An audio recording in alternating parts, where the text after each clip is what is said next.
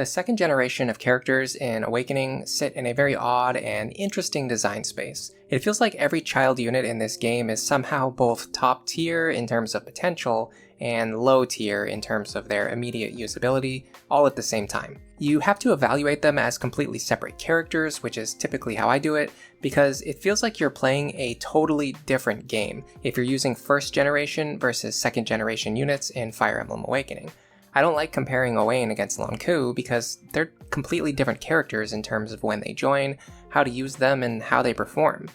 With the first generation, we've already talked about how the unique identity of each unit, things that only they can do with relation to the other shepherds and their allies, based on their innate class set and other features. But the second generation is built different. I do like comparing Owain against Brady or Cynthia or Gerome, because they all join under similar circumstances with similar considerations.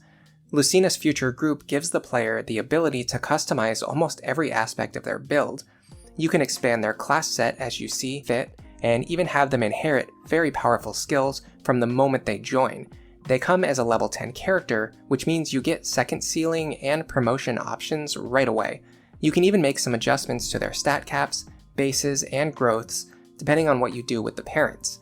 In fact, the one thing you cannot change is their starting class, with the exception of one really powerful unit that we're going to bring up later.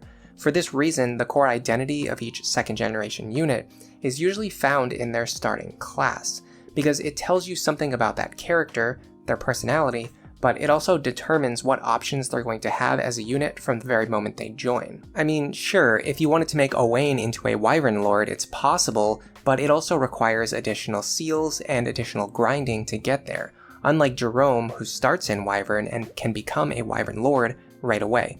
This makes the starting class of each child an extremely valuable resource, because if a character starts where you want them to be, this reduces the amount of seals, experience, and time you need to get them there. Now, in general, the second generation units can be difficult to train due to a variety of factors.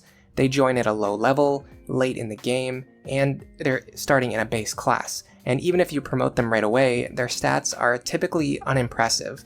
The characters who are locked to physical weapons, and especially if they're lacking strong 2-range options, are going to have a very difficult time safely fighting these powered up mid-game and late-game enemies.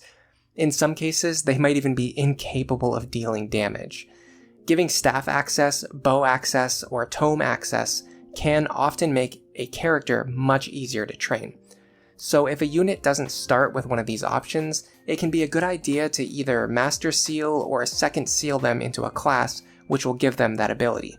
Using a Second Seal is often less appealing because it resets your level back to 1 when you're already having trouble fighting enemies, but Cleric and Priest are very good for this because they allow your character to gain free experience from using stabs, and then promote into either War Cleric, Sage, or Valkyrie, which are all top tier classes.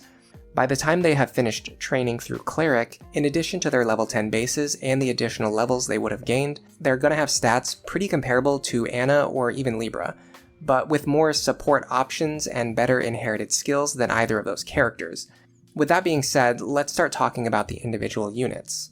And I'd like to use this as a direct line to discuss Brady and why he's so good as a child unit. Brady is Maribel's son, and despite his rough appearance, he's not a barbarian, rogue, or a fighter. He actually starts off as a priest, which is great for all of the reasons that I just mentioned above. Because he starts in a staff-using class, you don't even need to promote him right away. You can train him up to level 20 by having him use stabs for a few chapters and gain a lot of extra stats before eventually sending him directly into Sage, if you're trying to build a magical unit. Or you could go War Cleric if you want a more physical-oriented version of Brady. This build is so good and straightforward, and yeah, it's simple, but that's another one of his strengths. He's simple but effective. Not even a complete novice could mess this up. Brady literally starts with everything that he wants, and he promotes directly into what can essentially be his final class. You won't struggle to find a use for him because as a staff unit, he provides invaluable utility to your team without needing to do anything else. I'm not going to rank the child units, but if I was, I'd put Brady near the top. In terms of inheritance, there are two really standout skills he can get from his mother, and a third more niche option. First of all, Dual Support Plus is something that Maribel is likely to get if you're using her through her intended promotion line, and because this is a gender-exclusive skill, passing it down to Brady allows him to have a powerful ability that most male units wouldn't get or couldn't get.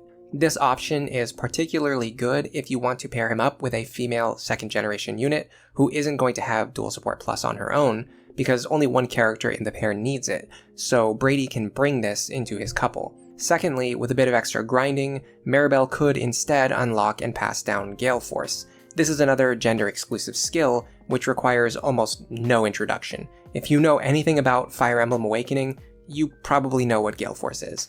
If Brady kills an enemy, it allows him to take a second action right away. And while this is extremely powerful, and I've made great use of Gale Force Brady in the past, the extra effort that you need to grind Maribel to level 15 Dark Flyer is a pretty heavy opportunity cost. So I don't want people to feel obligated that like they have to get Gale Force onto every unit. Dual Support Plus is really good on its own right, and there is a third even more niche option, or I guess a pool of options. There are a few gender-exclusive skills that are worth inheriting, which are less impactful than Gale Force, but they're also easier to get. Rally Resistance, Rally Speed, or even Speed Plus 2. One of the greatest utility applications of the second generation is their ability to inherit rallies, and even gender-exclusive rallies, without any training. If Brady inherits Rally Speed from his mother and then promotes to Sage, he's also going to pick up Rally Magic naturally just from using stabs. He doesn't even need to do any fighting. On top of this, he could inherit another rally from his father, and in this way you can condense the value of 3 rallies into a single action onto a single deployment slot without even needing to train Brady through 10 levels in multiple promoted class lines. This is something the first generation cannot do, and one of the big reasons why the second generation are the premier candidates for rally bots, especially because their combat isn't really that good anyway. Vake is the best candidate for passing down rally strength, and Virion is the best candidate for passing down rally skill. Kjelle has the fastest line to get rally defense, so keep that in mind, I guess. Although, to be honest, Vake is such a valuable father for so many potential units, it's often pretty difficult to decide who you're going to pair him up with, and whether he's going to pass down rally strength or something else. Oh yeah, and here's something else. For magical units like Brady who can't get into Dark Mage naturally, actually the only way to give them Dark Mage class access is through Libra or Henry. I'm not going to discuss every possible father for every possible child, but those 5 fathers are really worth mentioning and worth keeping in your mind for the sake of either rally building or making strong second generation Dark Mages. Aside from that, I'm going to bring up special cases as we get to them. And for that, I guess we can talk about Kjelle. Sully's daughter has several interesting qualities that are all worth dissecting. First of all, she actually inherits 4 class lines from her mother, which is something that is totally unique to her. Nobody else gets this. You see, Sully has Cavalier, Myrmidon, and Wyvern Rider in her default set, and Kjelle gets all 3 of these classes from Sully, which is already extremely broad, by the way, with 5 promoted class options. But she actually starts in the Knight class, which is separate from Sully's class set, which gives her a 4th base class, and it adds an additional promoted class with General. Another great thing about Kjelle is that she's one of the few second generation units that you can get pretty early on, and she's both feasible to recruit and reasonable to train as soon as possible. Most of the second generation units require a little while before you can access their paralogs, and they're filled with high level and dangerous enemies that you might not even be able to fight right away, and the unit that you're recruiting isn't capable of fighting anything or training in the chapter where they join. Kjelle has a unique blend of these qualities, where Sully is one of the first characters who joins, and she has plenty of physical attackers who want to support with her. You're pretty likely to unlock a good S support before chapter 12, and the enemies in Kjelle's paralog aren't really that dangerous, so you could probably fight your way through them and recruit her sooner than most of the other child units. And it also makes it easier to get Kjelle online and start training her before it's too late, because the levels of the enemies in the main story are still relatively low. This is before she would start lagging behind the inflated enemy stats in the mid-game and the late-game story chapters. Also, if you know what you're doing, you could pass down a good combination of skills or stats to make her into a pretty reasonable physical combat unit. At worst, the combination of indoor fighter and outdoor fighter is going to allow her to promote into a stronger Great Knight than her mother or Frederick or any other Generation 1 Great Knight, probably, on top of whatever skill her father passes down, which gives even more value. And Sully can't really pass down any useful rallies, but Kjelle is on the very small list of characters.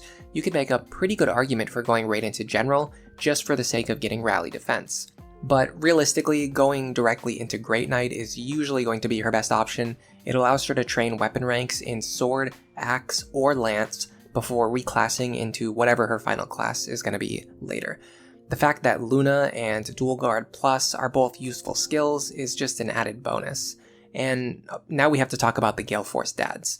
Because you see, Sully is a first generation female unit who doesn't normally have the ability to become a Pegasus Knight. But there's a special mechanic with gender-exclusive classes in this game.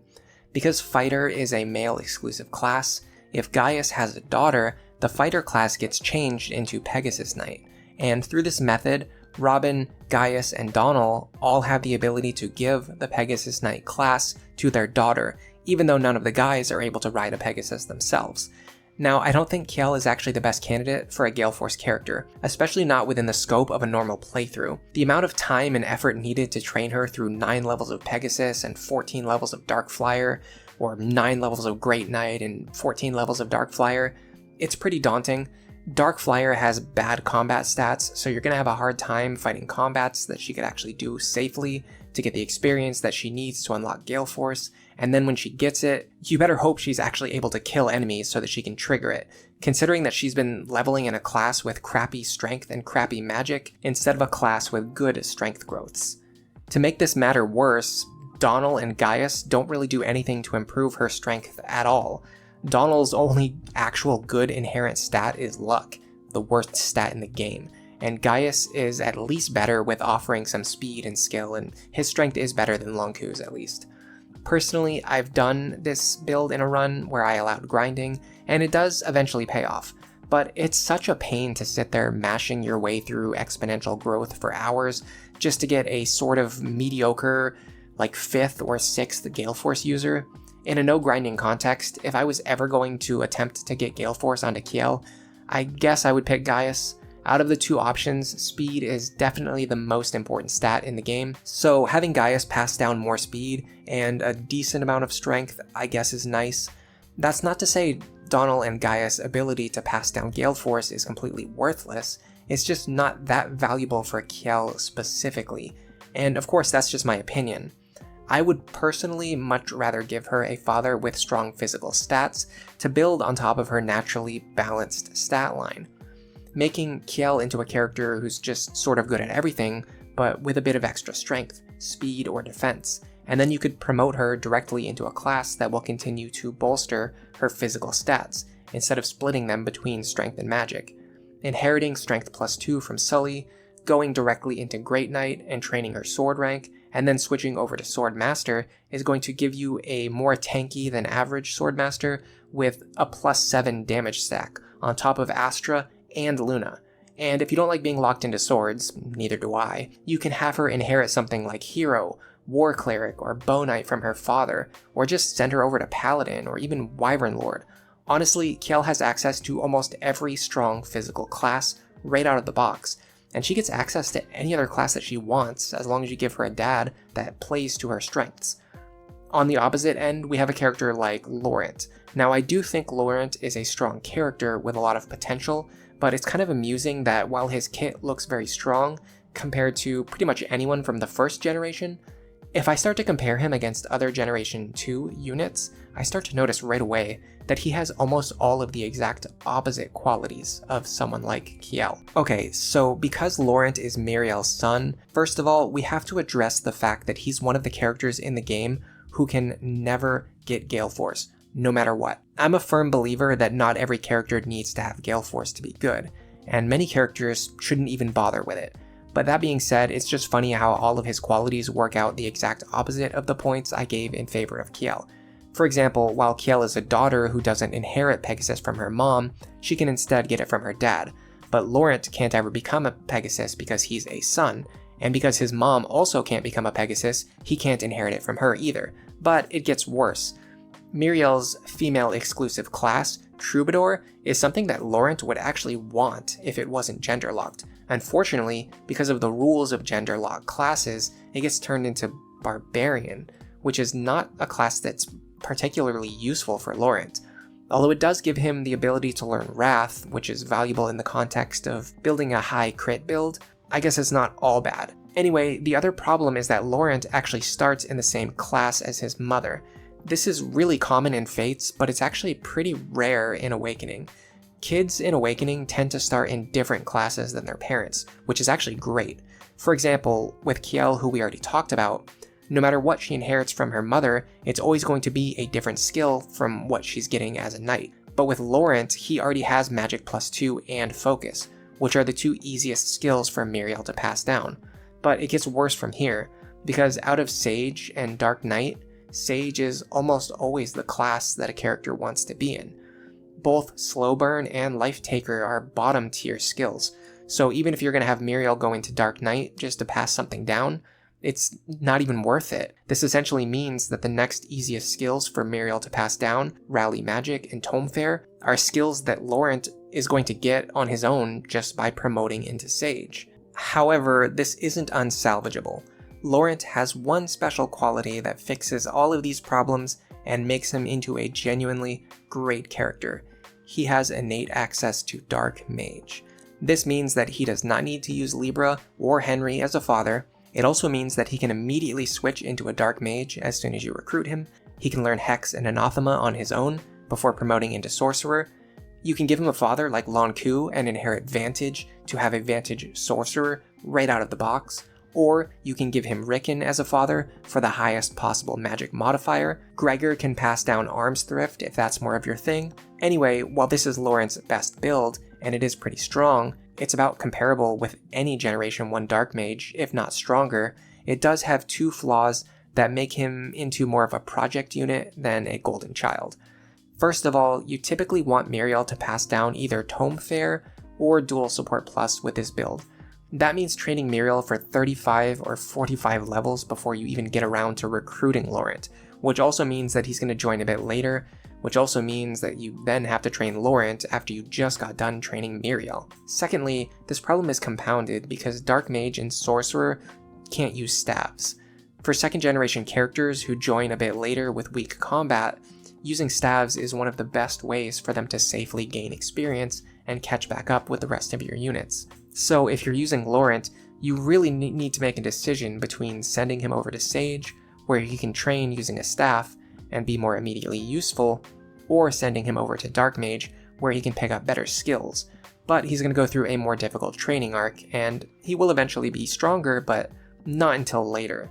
This wide range of how good each unit can be, and the flexibility on almost all of their character builds, is one of the reasons I love Awakening so much.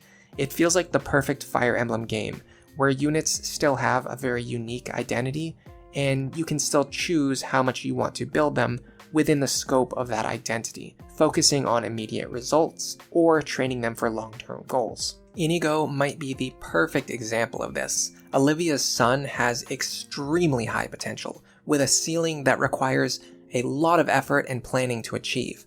But you can also use him out of the box with relatively low investment and still have a decent to really good unit. Because you see, unlike Laurent, Inigo has a mother who can reclass into Pegasus. So while Inigo can't become a Pegasus Knight himself, he could inherit Gale Force, and unlike Kjelle, Inigo has the benefit of strongly offensive weighted stats, and because he gets Gale Force from his mother, he never needs to grind through the suboptimal Dark Flyer class himself. He can inherit strong physical stats from his father and a strong physical class from his father, making his Gale Force assaults even more deadly. Out of the characters we've discussed so far, I think Inigo is one of the best Gale Force attackers. The problem is, he also requires more effort than anyone else we've listed so far. You see, Olivia really doesn't want to learn Gale Force. She's a dancer. That throws a wrench into the entire plan. It basically means you need to have your dancer spend 15 or 35 levels outside of the dancer class. This means losing access to the dance command for quite a while, several chapters. I guess with exponential growth or other grinding methods, this isn't too terrible. You could probably just multitask, watch some old cartoons, and have Olivia kill an army of faceless for a couple hours, then turn her back into a dancer when you're done. Honestly, even in a no grinding context, this build is possible. I do trash it a lot, and you can probably find examples in my previous videos and my previous streams where I talk about how Gale Force Olivia or Gale Force Inigo is a bit of a meme. It's not something you ever really do in a real playthrough, but if I'm being completely fair, if I'm being completely objective, if you want to run this build in a no grind context, I will tell you how I would accomplish it if I was going to try to make it work. And I think in theory, I think I could make it work. It takes advantage of non-traditional classes and their special property that they get in exchange for their lack of a promotion. Villager, Manakete, Tagwell, and Dancer can all do this, but it's especially relevant for both Noe and Olivia. You see, in this game, Dancer never promotes. If you're level 10 or above, you can use a second seal to turn her into a Myrmidon or a Pegasus Knight. And this is what a lot of people do. But actually, these classes have a somewhat hidden mechanic. Because they have no promotion, they can actually level all the way up to level 30 instead of stopping at level 20. But wait, there's more. If you cap Olivia at level 30 and use a second seal, she can actually switch directly into Swordmaster, Assassin, Falcon Knight, and Dark Flyer. Because the dance command isn't limited experience growth, not even in Lunatic Plus, you can actually have Olivia grind all the way to level 30 in the chapter she joins. Then you switch her immediately over to Dark Flyer. Now you will be missing a dancer utility for a couple of chapters, but in exchange you do have a powerful grinding Dark Flyer with high stats. And Olivia can pretty reasonably kill things and unlock Gale Force within a short amount of time if you're using this build. If you have her reach an S support with someone during this time, well, you've done it. She can pass down Gale Force, and you suddenly have Gale Force Inigo ready to go as early in the campaign as possible, and you can turn Olivia back into a dancer. The crazy thing is, what I've been talking about so far is just one niche aspect of Inigo's kit. It's just a small thing that he can inherit that probably requires too much effort and wouldn't be used in most playthroughs, even if it is a little bit fun. But he actually has a handful of other strong qualities on top of all this. Starting in the Mercenary class is fantastic. We talked about how important starting class is. He can promote directly into Hero or Bow Knight. They're both strong classes, and they have different applications, which makes the choice meaningful. Arms Thrift is a bit of an overrated skill, but if you can get it for free, it's actually worth having. Patience, Soul, and Axebreaker all synergize extremely well on an enemy phase sweeper, and Hero is one of the better classes for doing this, and the fact that they get all of these skills makes them even better at it. Bow Knight is a strong offensive class and a good pair-up class. Bow access is great, especially on dual striking units or player phase units, which is exactly a Bow Knight. Inigo also has access to multiple strong promoted reclass options: Assassin, Berserker, Warrior, on top of anything else that he inherits from his father. If you get Vantage and extra speed from Long Ku, it makes him an even better soul tank. One of the best things about Inigo is that he doesn't require any of the valuable fathers in order to be good. He's just good, by default. Sure, you can make him better with Long Ku or Vake, but even if he has a dad like Virion, Kellum, or Frederick, he can still be good. And here's a fun note: if his dad is Crom, he always inherits Rightful King. This is a bit of a shortcut, allowing you to get Rightful King onto Inigo to boost his soul and Arms Thrift activation rates, without even needing to grind Crom all the way to 15 Great Lord. Forget the high effort, max Gale Force grinded Inigo build. If you're the kind of person who likes the idea of using forged brave swords and brave axes with Arms Thrift, Inigo might actually be the lowest investment character to pull off this build. He's like what everybody thinks Donnell is. He truly represents the top to bottom philosophy of Awakening's unit design, with a strong and immediate presence, but an extremely high long-term value as a training project. And there's plenty of midpoints along this curve if you want to train a little bit less while getting a stronger unit just a little bit earlier. Next up, I want to talk about Severa. In addition to also making a cameo in Fates, she has several other similarities with Inigo, and that makes this a good discussion point. Cordelia's daughter also starts in the Great Mercenary class, just like Inigo, with a wide range of possibilities, from immediate power as a hero, bow knight, or long-term potential to build in various directions. Just like Inigo, she can inherit Gale Force from her mother, but Severa has the potential to train into Gale Force herself, if you want to take the time to train her in that direction. The truth is that Cordelia actually has a pretty easy time passing down Gale Force, so you can just have Severa inherit it. Now, Severa can do a lot of the same physical builds that I described for Inigo, although she can't get Rightful King, so her soul and arms thrift activations are going to be a little bit less reliable. Severa does have one interesting quality that separates her from Inigo in a big way. She has innate Dark Mage access. Just like with Laurent, who we discussed previously, you can send Severa directly over to Dark Mage. Training out of a Tome class isn't usually too painful, although her low magic stat is going to make it a little harder, but if you compare that to being locked into a physical weapon, you get the added benefits of patience and arms thrift, as well as whatever got passed down from Severa's mom and dad. It's actually not that bad. The problem is that Severa's magical mods and growths just aren't fantastic. However, it's not impossible to salvage this. In one of my previous videos, I talked about how Cordelia's Dark Mage access is a bit weird and a bit pointless, because she has no way to use that class effectively. Severa is easier to customize. If you plan things out properly, I think it's possible to make Severa into at least a better mage than her mother, and probably a respectable mage overall. This is going to mostly require you to give her a very specific father.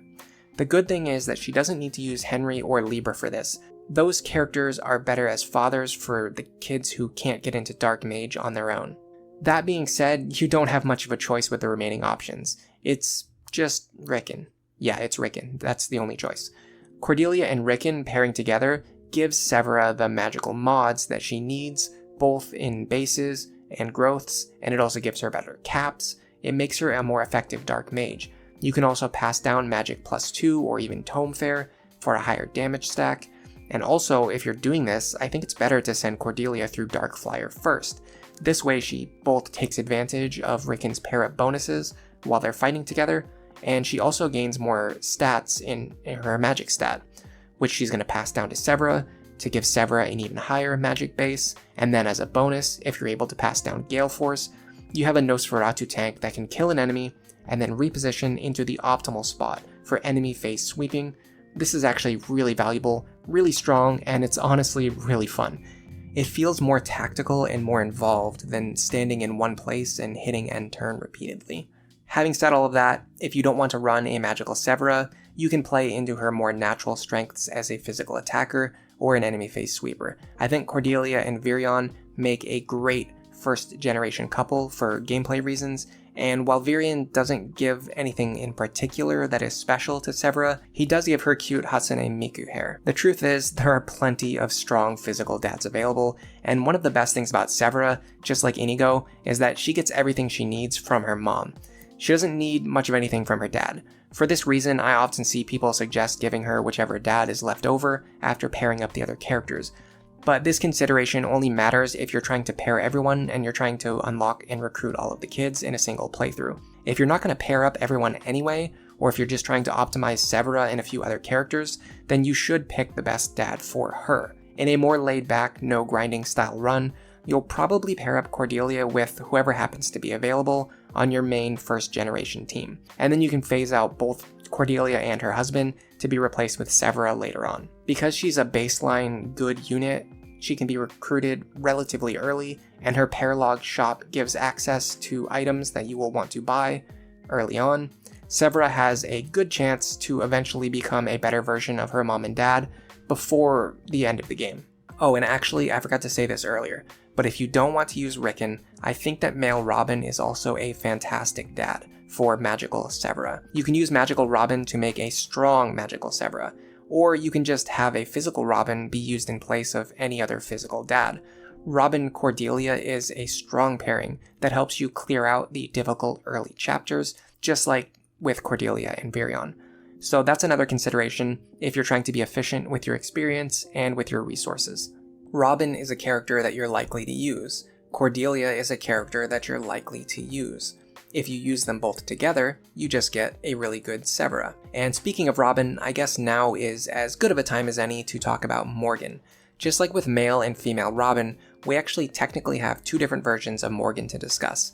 All 4 of male, female, Robin, and Morgans have extremely wide class pools, and it's commonly said that they have access to, quote, every class, but that's not exactly true. They're still blocked by the gender restrictions on classes, and it makes all 4 characters play differently from each other. Morgan's identity is a bit weird to pin down. I think I understand what the intended role for Morgan was, but this is different from how people normally used Morgan and how the most optimized Morgan builds look today. The 2nd generation characters, in general, I've already said it, they make the best, most complete, and lowest effort rally bots. Morgan in particular has access to a very exclusive rally, and because of the way that Morgan's gender was determined, they can always inherit a gender-exclusive rally from Robin if you want them to.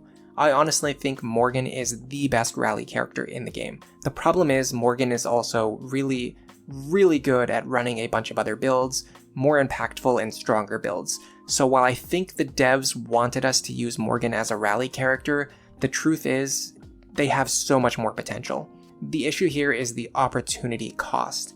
If you're using Morgan as a rally bot, you're not getting the version of Morgan who can be a strong Gale Force attacker, a fully completed Nosferatu tank, or some kind of super damage stacked, crit stacked, pair up attacker, a top tier utility character or support character.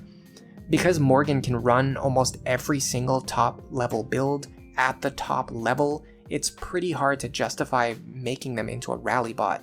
It feels like you're wasting one of your best combat or pair-up units on a role that just stands there and buffs the rest of the party. And that's the common idea.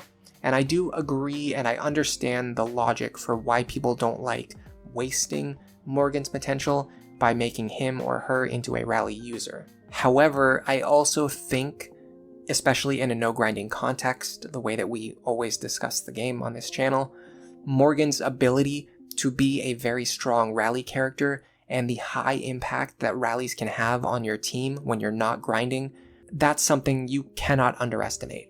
I do think running Morgan as a rally character is a completely valid way to play them, because you get so much immediate value out of this.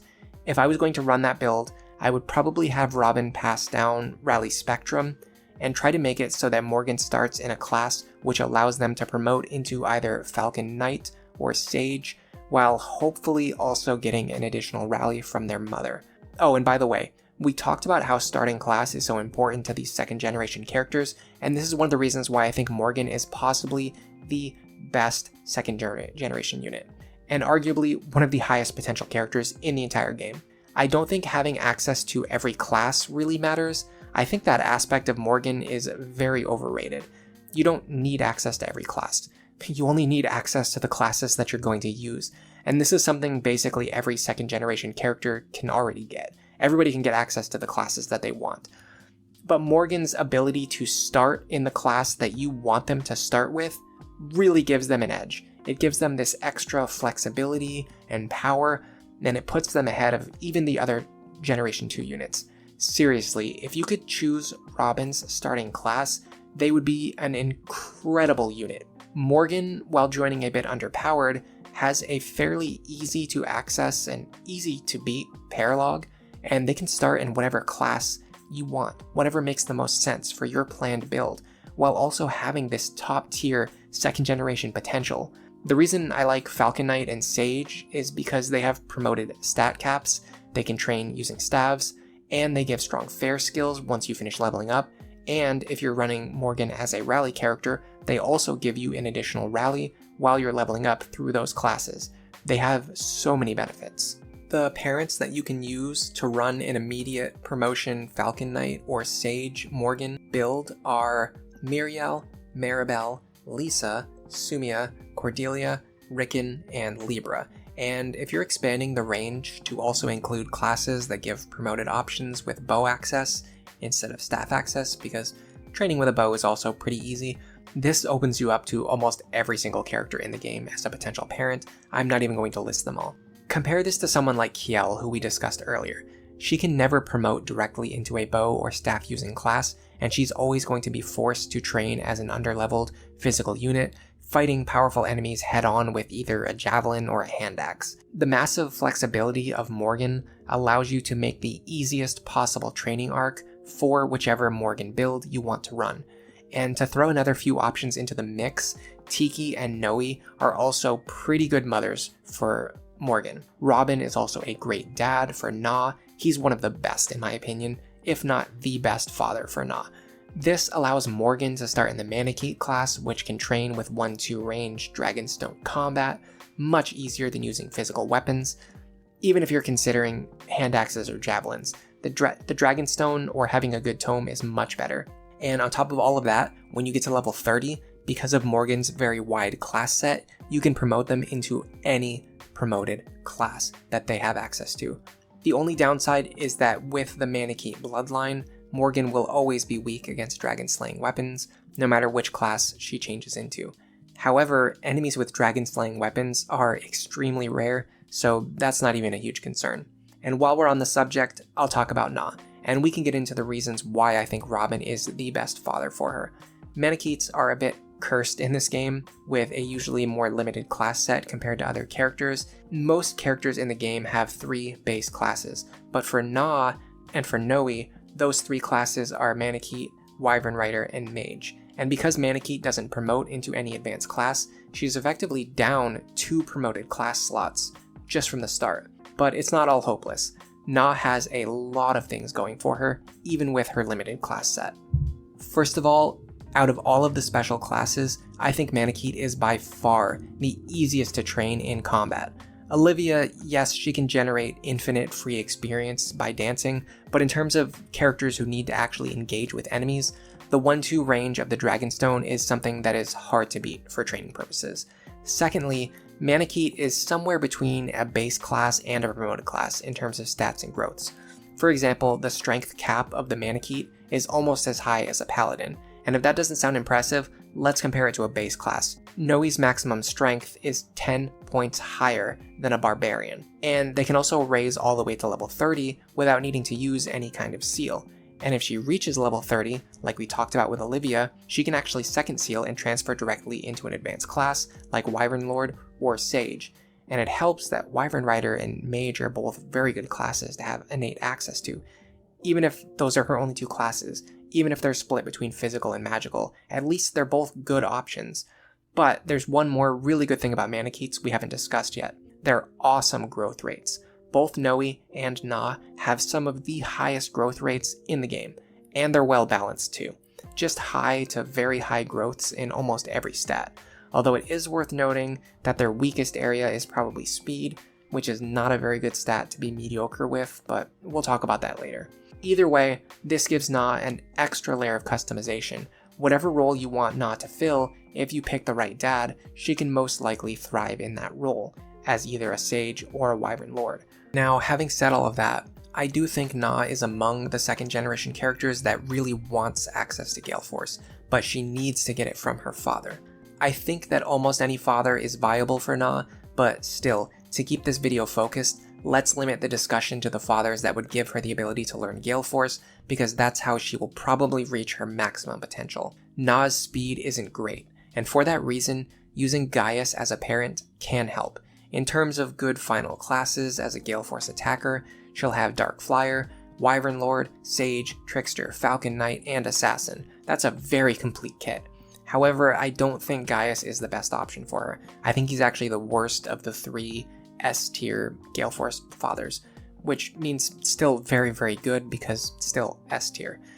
Okay, so next we can talk about Donal. I think one of the best uses in the entire game for Donal is to pair him up with Noe, to get a super powered Na. Donal with aptitude is one of the few characters in the game who can compete with the growth rates of the Manaketes, and if you pass down aptitude to Na, she even surpasses her father with absurd growths. Although she will have a negative speed modifier on her final speed cap, her speed growth is going to be more than fantastic. So you're going to at least reach this cap quickly, and it's still very high. With this pairing, you get Wyvern Lord, Sage, Hero, Bow Knight, Falcon Knight, Darkflyer, Valkyrie, and War Cleric. Not bad at all. I guess the comparison between Donal and Gaius is that Gaius Na will have better stat caps at the end, but Donal Na will have better growths and actually become stronger within the scope of a no-grinding campaign before the end. Since I normally play the game that way, and levels and experience are a very valuable resource to me, between those two options, I favor the father who makes a stronger Na in the chapters leading up to the end of the game, rather than worrying about Na's theoretical stat caps in post-game DLC. However, out of the three options, I have saved the best for last. Male Robin has the ability to pass down whichever caps and growths you want for Na, giving an extra layer of customization, and more than anyone else, he expands her class set as wide as possible. And remember, just like with Morgan, if you make her into a Manakete, she can train all the way to level 30, and then retrain into any promoted class you want. Not just giving her access to Pegasus, but giving access to every class. It is true that Na probably has all of the classes that she wants, with either Donal or Gaius as the father, so this isn't a huge concern, but the most notable thing is the fact that Na can only get Gale Force and Dark Mage access from Robin. If her dad isn't Robin, you have to either choose a Gale Force dad or a Dark Mage dad. Robin is the only one who gives both of these features to his daughter. Robin can also pass down gender-exclusive Gamble, Wrath, and Axefair, and Gaius and Donal do not have those skills. In my opinion, Robin is the best father for making Na immediately strong while also giving her the highest possible long-term potential. It's like getting the best of both worlds. Also, fun fact, Robin is the only character who can pass down an even higher strength mod than Vake, and I think Vake is much better used for someone like Gerome or Yarne anyway. It also helps that Robin and Noe have good synergy during the campaign. This makes it easy to add her to the party and to build support between these two characters. Noe as a Wyvern Lord hits very hard, but with a plus strength Robin as a father and Axefair for flat damage, or Wrath for crit stacking, Na can become a literal axe-wielding terror on the battlefield, and then she triggers Gale Force and takes out a second enemy every turn. Next up, I want to talk about Gerome and Yarne. They have a lot of similarities, so I am going to discuss them one after the other, but they are different enough that I'm going to talk about each character separately. Gerome and Yarne are similar to Laurent in the fact that they can never gain access to Gale Force. As male units with non-Gale Force mothers, they can't inherit it, and they can't learn it themselves. However, unlike Laurent, Gerome and Yarne don't have innate access to Dark Mage, and to be honest, they probably wouldn't even want it. They are the polar opposite of the highly optimized Mage Laurent. They're strong, hard-hitting, fast, bulky, physical units. So there is one problem. In Awakening, there are probably only two truly top-tier, like S-tier builds in the game. You're either a Dark Mage, or you're a Gale Force attacker. Because Gerome and Yarne don't fit into either of those roles, they can never have the same potential as the other second generation units, who can all excel in either one or both of those roles. However, Awakening does have a very wide meta. There are only two top tier builds, but there are a lot of A-tier builds, and Gerome and Yarne can perform in those roles incredibly well.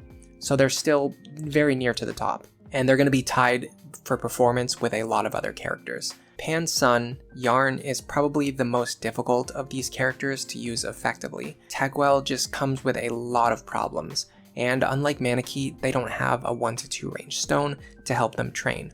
With their starting class being such an important resource for second generation characters, Yarne probably has my vote for the worst unit of all of the kids in this game.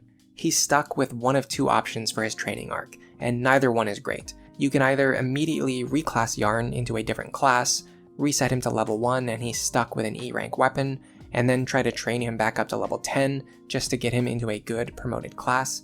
This isn't as painful as training Donal, but it's still pretty bad. It's pretty close to the same floor. At least Yarne starts at level 10 with some good stats, unlike Donald, but the quality of enemies is also going to be higher at this point in the game, so it's pretty much a wash. The other option, though, isn't much better. You just keep your Beast Stone and try to train Yarne all the way up to level 30 as a Tagwell, and then you can instantly shuffle him over to a different promoted class. But Tagwell are one range locked into using just their Beast Stone and nothing else. They have to pick their engagements very carefully, and that makes their training slow and complicated. In an Iron Man setting, you're very likely to make a mistake at some point and just get Yarne killed before he ever reaches level 10 or level 30, using either of those methods. And I'm not sure which one I think is better, they both kind of suck. But if you send him over to Barbarian, he gets Despoil, he gets Gamble, and then he's going to have a decent axe rank when you promote him into either Warrior or Berserker, so I guess I would suggest going with that method. Now, in the end, will all of this effort have even been worth it? Honestly, yeah. You can make Yarne into a very strong character if you're willing to put in this effort. Vake gives him a higher strength mod, but I actually want to point out a very special case for fatherhood here. You see, Frederick is a pretty poor choice for a dad for a lot of units in this game for several reasons, but this is actually the one case where Frederick makes a great father for Yarne. It's basically the perfect intersection of taking a low value father and pairing him up with the one child who actually gets value from that dad. Frederick gives a +5 strength mod compared to Vake's +7, which isn't that much worse, and Yarne's naturally high speed is enough to counteract Frederick's low speed mod. Meanwhile, Frederick expands Yarne's class set greatly and gives him access to a few things he wants. Wyvern Rider is something that every variant of Yarne would want access to, and bizarrely, he does not inherit it from his mother, even though she has it, and he actually can't get that from Vake, but he can get it from Frederick. Because Yarne already has Axe Fair, he plays very well in the Wyvern Lord class, and he can get Dual Guard Plus and Lancebreaker from Frederick, depending on what you're planning to have him do. Lancebreaker won't be important for Yarne if he's purely being used as a pair-up for his partner, since he'll never be targeted, but with a high strength modifier, growth, strength +2, and Axe Fair, his dual strikes are going to hit very hard. You can also make a high crit build, which works even when dual striking, as opposed to skills like Astra and Luna that can't proc on dual strikes. I'm going to give an honorable mention to Stall here as well. As a dad, he gives basically the same or better mods than Frederick, has similar growths, but he gives access to Swordmaster and Sniper. So if you want to run Yarne as an assassin instead of a Wyvern Lord, it can be really nice to either inherit or gain access to both Swordfarer or Bowfarer or both to make that build work even better. Anyway, the reason I said all this first is that I want to highlight some of the major differences between Yarne and Gerome. While Yarne is incredibly painful to train, you can see his potential. Well, Gerome is like what Yarne could be or what he should have been. Gerome starts in a great class, Wyvern Rider, gives him much smoother training arc and makes him a lot more powerful right away. Gerome is going to be a flying, hard-hitting, fast, hand axe, short axe, killer axe user from the moment he joins. This is a night and day difference alone between being a footlocked, one-range Beast Zone user. Gerome can also shed his dragon weakness when he switches classes, unlike Yarne, who's always weak to the Beast Killer, which is actually the worst thing to be weak to. All of the strong builds that I mentioned that Yarne is capable of, Gerome can do the same thing, just as good, if not better, and he gets there faster, and it's easier to train him there. With Vake as a father, he gets access to Brigand, allowing him to complete a high crit build, even without using Wrath. Although it does depend a little bit on the luck stat of the enemies, you can mitigate this by giving him a partner with Hex and Anathema. As a pair-up unit, he will likely increase his strength and other physical stats of his partner by an insane degree, while having some of the hardest hitting dual strikes imaginable. Despite the fact that he can't use Gale Force and he can't get access to Dark Mage, I think Gerome is the best example of what the top of the A tier looks like. Remember that for every Gale Force attacker, you need someone to be paired up with them. Gerome is the ideal partner for someone who already has Hex and Anathema, while Gerome is actually capable of bringing Dual Support Plus to the pair. if he inherits it from his mother. And one thing that I love to do with Gerome is pair him up with a second generation sniper. This makes Hex and Anathema less important, because you're going to be 3 tiles away from the enemy target anyway when you're firing your artillery longbow shots against these dangerous enemies. All the while, you're baiting in high crit, high powered dual strikes from Gerome.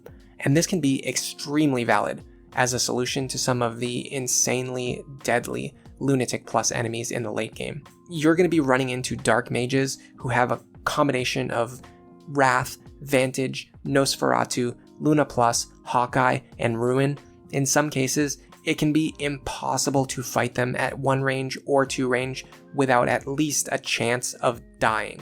As a bonus, the damage from Yarne and Jerome's dual strikes don't get cut in half by Aegis, Pavis, and this makes his high crit rate even more deadly. You can take advantage of Wrath yourself by having Gerome take some damage on turn 1, and then, instead of healing him, you can pair him up with his partner for the rest of the battle, where he's going to be completely safe, but with a boosted crit rate. Seriously, do not sleep on these two, but just remember that Gerome is by far the easier one to train. On the subject of Generation 2 snipers, I guess we can discuss one of the best bow users of the 2nd generation. Noire starts in the Archer class, which is great, and while it certainly is tempting to send her over to Dark Mage, she weirdly has all of the tools available in her base class set to become immediately strong, something that not every Generation 2 character can boast. This offsets her late appearing and pretty difficult paralog by giving a unit who can still reasonably be trained even if she's behind a little bit in levels. Using a bow to train is exceptionally safe, especially in the Archer and Sniper classes, because the longbow lets them fight even dangerous 2-range enemies. And because they deal strong, effective damage against very common and very dangerous units, they make snipers both valuable to have around and easier to train than you might imagine. You can also send Noire directly into Bow Knight as one of the better pair-up classes in the game for a physical husband. She gives strength, speed, and movement to her partner, while also providing him with hard-hitting, super effective dual strikes from her bow. One of the funny things about Dark Mage builds is that normally you don't want to inherit Hex or Anathema because you can go into Dark Mage and get them both yourself. However, as a sniper and with a Dark Mage as a mother, this puts Noire in a very unique position that isn't shared with almost anyone else. Because she's always fighting at 2 range or 3 range with a bow anyway, Noire doesn't really want Hex all that badly because it only gives a benefit if she's standing next to the enemy, which she never will be. She just wants Anathema, and since she can inherit this from her mother, it removes any need to go through the Dark Mage line herself, and it conveniently gives Saria a useful skill to pass down. Now granted, if you want to build Noire as a Dark Mage, she can make a very strong one, so don't be deterred from doing that. But I just wanted to point out the fun little quirk of this parent-child class combination, and how it makes it so that despite having innate Dark Mage access, Noire doesn't actually need Dark Mage access to be good. If there was a bow staff class in the base game, like Priestess from Fates, I think Noire would pretty likely be the best character in the entire roster to use this class. Sadly, you have to rely on Bride from the DLC if you want Noire to be able to use a bow and a staff at the same time. Aside from that, we're going to talk about her potential as a Gale Force user.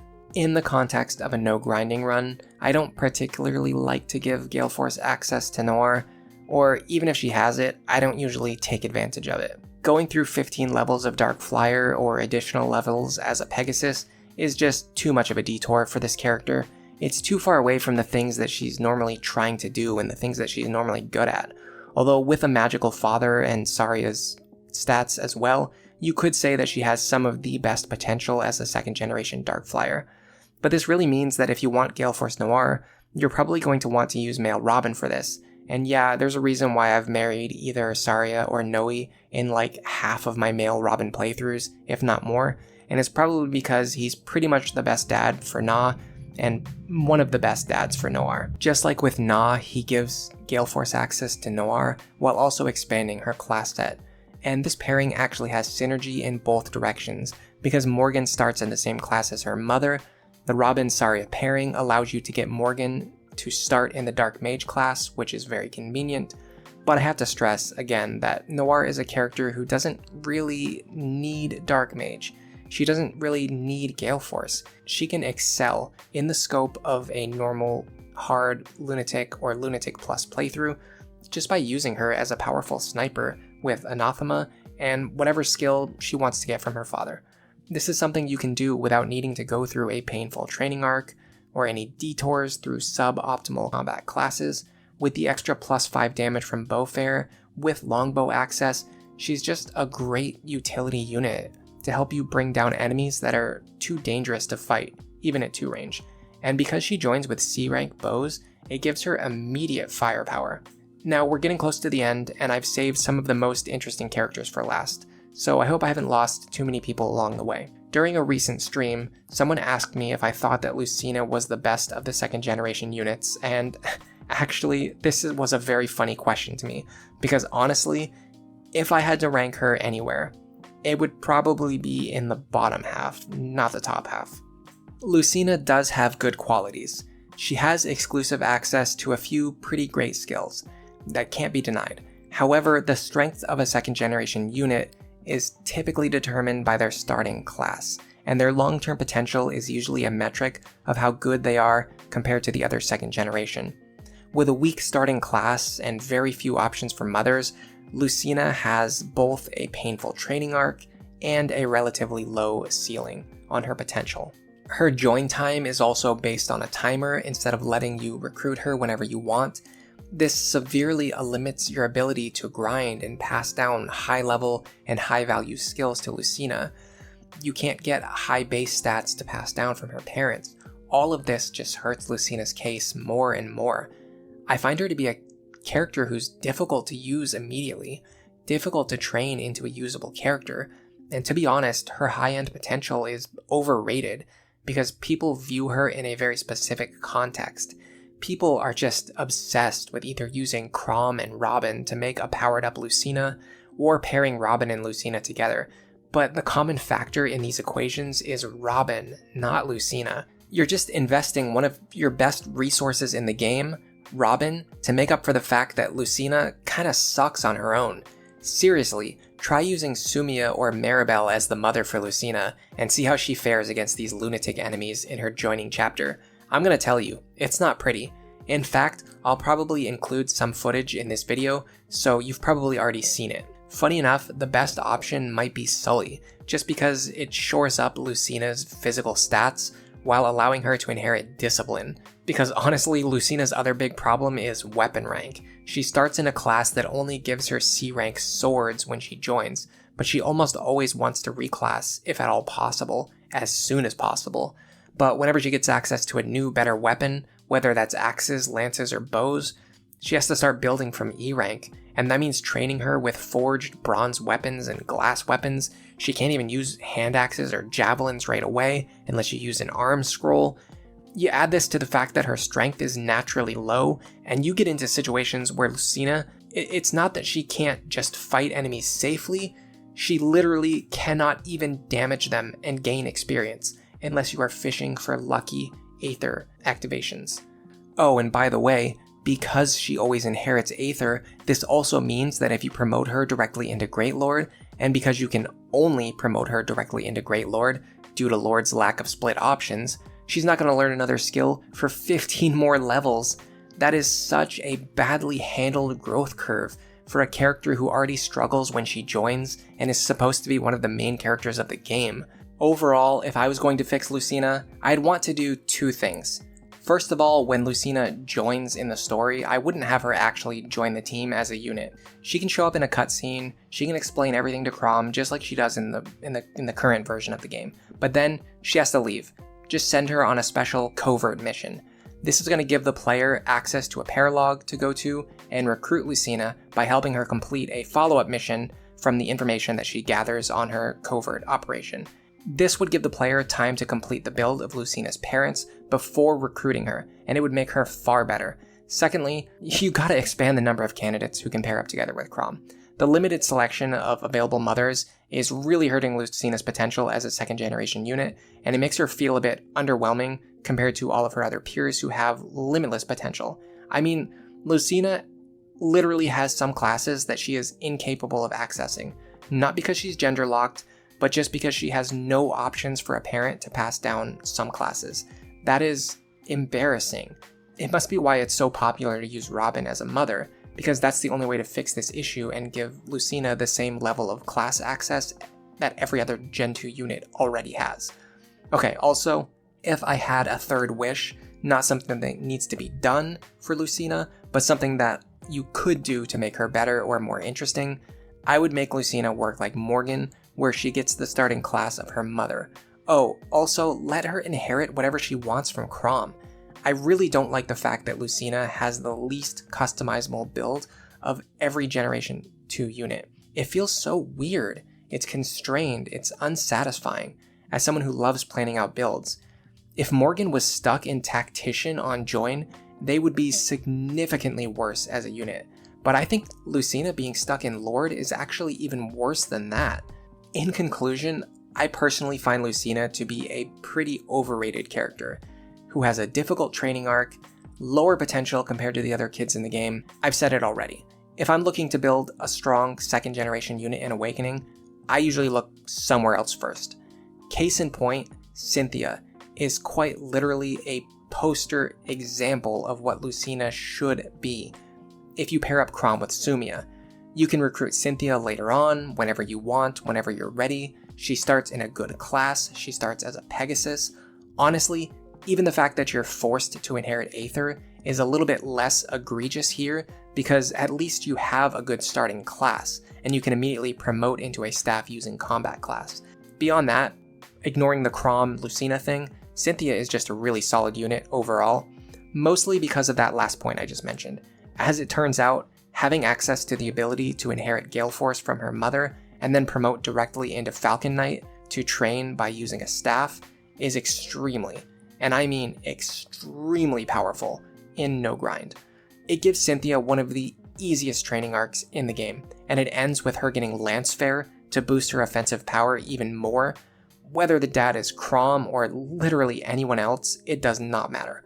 Cynthia is a character that can be used right on Join, and yet she has very high potential. In fact, I'd probably suggest using a dad other than Chrom, because this allows Cynthia to inherit whichever skill she wants to help make her build better, as well as optimizing her stats a little bit more. Do you want a Gale Force Dark Mage? Use Henry. Do you want a strength mod higher than 0? Use Frederick. Even Gaius has a use case here, because he gives you a flying Gale Force attacker who can learn Pass. And while some people are obsessed with getting Gale Force onto every possible character, whether it makes sense or not, I already mentioned the reasons why Kjelle and Noire don't particularly need Gale Force to be good. Additionally, Gaius is usually the less valuable father in the cases where units do want a Gale Force dad. Na would rather have Donal or Robin as her father, and Noire really just wants Robin as her father. So using Gaius here to make Cynthia better is actually pretty valid. Having said all of that, I honestly think Falcon Knight is her best class anyway, and her option for dads is also fairly limited anyway. So really, with Cynthia, I just give her whichever of those 4 characters is available, and I typically keep her in Falcon Knight from the moment she joins until the end. Speaking of the end, we've got one character left to discuss, and I saved the best for last. He's a lone wolf by nature, and his sword hand is always hungry. Owain Dark. I mean Owain. Like Yarne, I do think Owain has a bit of a difficult and not particularly easy training arc normally. However, unlike Yarne, I think Owain has ways to fix that, and he has very high potential. And the best part is that he can build in several different directions, excelling at whichever A tier or even S tier build that you want to run him with. With Henry or Libra as a father, Owain makes a fantastic Dark Mage. If you want Lisa to grind a bit and pass down Gale Force to him, he can make a powerful Gale Force Sage, Assassin, or whichever class you want him to inherit from his father. With the ability to choose from a very wide range of partners, Lisa can use her husband to pass down to Owain any class that he could possibly want to run as a Gale Force attacker. If Owain has one weakness, I'd say that starting in the Myrmidon class isn't particularly thrilling. Having C-rank swords as your starting weapon means that he's probably going to need to train himself to use a better weapon type later on. Worst of all, Vantage is a skill that is extremely high value if you can inherit it. But because Owain starts with it, it means that he doesn't get that benefit of having Vantage passed down in a weird way. Instead, he's just stuck in a class that can only promote into either Swordmaster or Assassin. And out of those two classes, Assassin is better, but it's not really that great as a Vantage build. It's more something that you reclass into later. I think the strongest potential for Owain is to have him inherit Dark Mage from his dad, and then switch over into a Vantage Dark Mage as soon as possible. If you're unable to do that because of other team building restrictions, like maybe Libra and Henry are busy with other characters, Owain still does have one innate class that helps a lot with making his training arc significantly less painful. You see, Owain has access to Priest. This extremely underrated class does several things for Owain. Instead of promoting into one of the underwhelming sword-using master classes, Owain can instead change into a priest when he joins. Now, he won't be able to fight anything for a while, but it's very easy to get experience by using his staff repeatedly, and this avoids the problem of Owain being too weak to keep up with the mid-game or late-game enemies. He can gain 10 or 20 levels worth of stats by using staves as a priest, and then, best of all, this gives him a direct promotion to either Axe using War Monk or Tome using Sage.